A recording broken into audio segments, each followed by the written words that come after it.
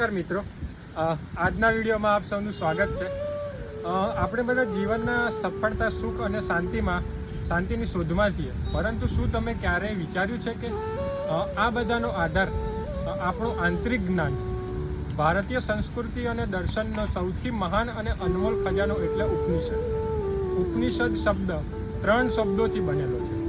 એક ઉપ એટલે નજીક, 2 ની એટલે નિષ્ઠાપૂર્વક અને સદ એટલે કે બેસવું। આર્થિક ગુરુની સમીપ નિષ્ઠા અને શ્રદ્ધાપૂર્વક બેસીને પ્રાપ્ત કરેલું પરમ રહસ્ય જ્ઞાન એટલે ઉપનિષદ। આજે આપણે જાણીશું કે આજના આધુનિક યુગમાં ઉપનિષદોનું અધ્યયન કરવું શા માટે અત્યંત જરૂરી છે। આત્મજ્ઞાન અને સ્વ-ઓળખ। આપણે બહારની દુનિયા વિશે બધું જ જાણીએ છીએ, પણ હું કોણ છું એ સવાલનો જવાબ આપણી પાસે નથી। ઉપનિષદો આપણને આપણી સાચી ઓળખ કરાવે છે।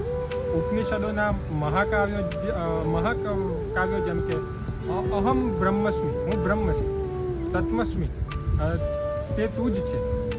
આ શ્લોક સમજાવે છે કે મનુષ્ય માત્ર શરીર કે મન નથી, પણ તે અત્યંત ચૈતન્ય આત્માનો ભાગ છે। આ જ્ઞાન વ્યક્તિમાં આત્મવિશ્વાસ અને સકારાત્મકતા ભરી દે છે। માનસિક શાંતિ અને તણાવમાંથી મુક્તિ। આજના ભાગદોડ અને સ્પર્ધાત્મક યુગમાં ચિંતા, ડિપ્રેશન અને માનસિક તણાવ ખૂબ જ વધી ગયા છે।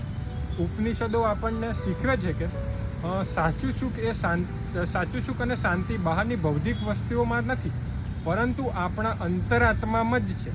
જ્યારે આપણે આ સત્ય સમજીએ છીએ ત્યારે મનમાંથી ભય અને તણાવ દૂર થાય।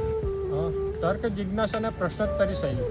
ઉપનિષદ માત્ર અંધશ્રદ્ધા કે ધાર્મિક માન્યતાઓ નથી, પરંતુ તે અત્યંત વૈજ્ઞાનિક અને તાર્કિક છે। તેમાં શિષ્ય પ્રશ્ન પૂછે છે અને ગુરુ તેના જવાબ આપે છે। જેમ કે કઠોપનિષદમાં બાળ નચિકેતા અને યમરાજ વચ્ચેનો સંવાદ જીવન અને મૃત્યુના ગહન રહસ્યો પરથી પડદો ઉચકે છે। એકતા અને સદભાવના। વસુદેવ કુટુંબકમ ઈશાનોવાસ્ય ઉપનિષદનો પ્રથમ મંત્ર કહે છે કે આ સમગ્ર સૃષ્ટિમાં ઈશ્વરનો વાસ છે। જ્યારે આપણે દરેક જીવનમાં એક ચેતના જોઈએ છીએ ત્યારે ભેદભાવ, દ્વેષ અને હિંસા સમાપ્ત થઈ જાય છે અને પ્રેમ તથા સંભાવનો જન્મ બને છે। વ્યવહારિક જીવનમાં ઉપયોગી। ઘણા લોકોએ એવું લાગે છે કે ઉપનિષદો અધ્યયન માત્ર સંન્યાસીઓ કે વૃદ્ધો માટે છે, પણ આ વાત બિલકુલ ખોટી છે। વિદ્યાર્થીઓ માટે તે મનની એકાગ્રતા અને યાદશક્તિ વધારવામાં મદદ કરે છે। યુવાનો અને નોકરિયાતો માટે નિર્ણય લેવામાં અને ક્ષમતા અને મુશ્કેલ પરિસ્થિતિઓમાં મન સ્થિર રાખવાની કળા શીખવે।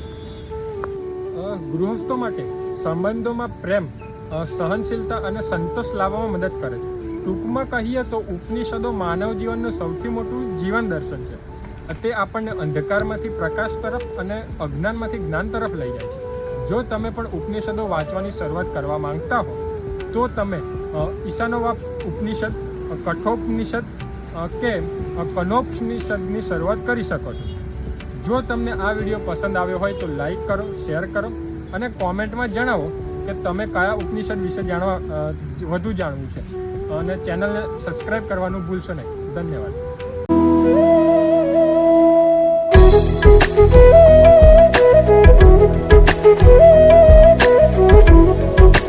Thank you.